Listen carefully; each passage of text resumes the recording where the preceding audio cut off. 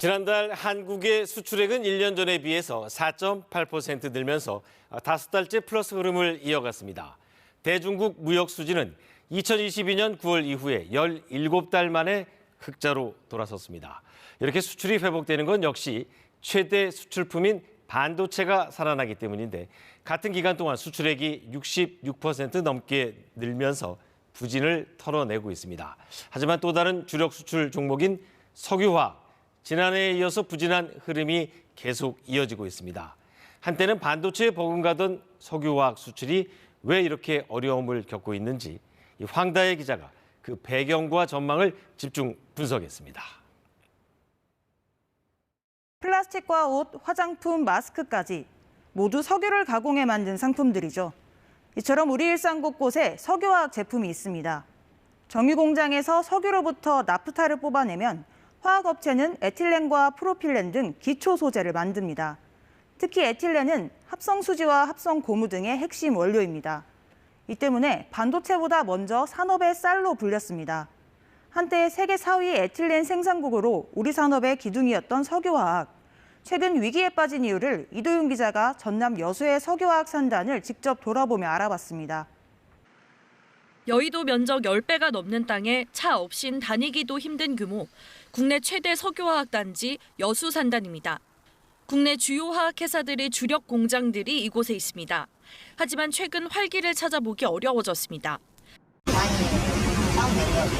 전체적인 분위기가 야근 가지고 하고, 그 사람들 한 달에 한 700씩, 일량이 좀, 처음부터 그때보다 줄었겠죠. 야근도 잘 많이 하고. 석유화학 산업의 핵심 소재 에틸렌을 만드는 공장입니다. 불과 3년 전에 지은 새 공장이지만 수익성이 떨어지면서 지난해 5달 동안 가동을 멈추기도 했습니다. 지난해 이곳에서 가동을 쉰 공장은 이곳뿐만이 아닙니다. 불황으로 인해 가동할수록 손해를 보는 구조 때문입니다. 작업 말고 좀 이제 샷다운 기간이 있었어요. 지난해 세계 시장에서 우리 주력 제품인 에틸렌 가격은 16% 넘게 떨어졌습니다. 업계에선 석유화학 소재 대부분을 수입에 의존하던 중국이 자체 생산 시설을 늘린 걸 원인으로 꼽습니다. 이 때문에 지난해 석유화학 제품 대중국 수출이 17% 넘게 줄었고 특히 에틸렌 수출은 감소폭이 40%를 넘었습니다. 저희한테는 중국이 아주 큰 시장이었는데 지금 현재 에틸렌 공장을 짓고 직접 생산을 늘리면서 자금률이 80%까지 올라간 걸로 보고 있습니다. 여기에다 코로나19 이후 기대했던 중국 시장의 이른바 리오프닝 효과가 사실상 없었던 것도 악재로 작용했습니다. KBS 뉴스 이도윤입니다. 석유화학 업계 불황은 수치에서 더 명확히 드러납니다. 석유화학 업계의 최근 실적입니다.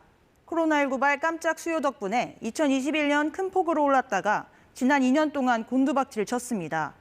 한때 두 자릿수였던 영업이익률도 지난해 1.2% 수준을 기록했고 공장 가동률도 70%대까지 떨어졌습니다. 전망도 밝지 않습니다. 대중국 수출 감소와 전 세계적인 플라스틱 사용 규제 움직임으로 인한 수요 감소, 여기에다 정유사들이 석유화학 시장에 진입하면서 공급은 늘어나는 이중고를 맞고 있기 때문입니다. 이런 상황에서 석유화학 업계는 어떻게 해법을 찾고 있는지 개연우 기자가 취재했습니다. 한 석유화학 회사의 연구소. 연구원이 투명한 액체를 동전 모양의 배터리에 떨어뜨리는 실험을 하고 있습니다. 리튬이온 배터리 안에서 이온의 이동을 돕는 전해액입니다. 전해액의 중요 구성 물질은 유기용매인데 국산화의 성공에 연내 양산을 앞두고 있습니다. 석유화학 원료를 기반으로 해서 저희가 개발한 새로운 기술을 적용해서 전해액 유기용매를 만들고 이에 대한 배터리 소재로서의 성능을 평가를 하고 있습니다. 위아래로 당겨도 잘 끊어지지 않고 늘어나는 필름. 배터리의 양극과 음극이 닿지 않게 하는 분리막입니다. 에틸렌을 합성해 만든 건데 제조 공정을 고도화한 결과물입니다. 이처럼 최근 주요 석유화학 회사들은 대량 생산에서 고부가가치 제품 생산으로 방향을 틀고 있습니다. 플라스틱 규제에 대응한 움직임도 시작됐습니다. 플라스틱 원료를 만든 노하우를 활용해 친환경 소재 개발에 나선 겁니다. 폐플라스틱 사업뿐 아니라 배터리 생산과 신재생 에너지, 바이오 의약품 등 아예 새로운 분야까지 영역을 확장하고 있습니다.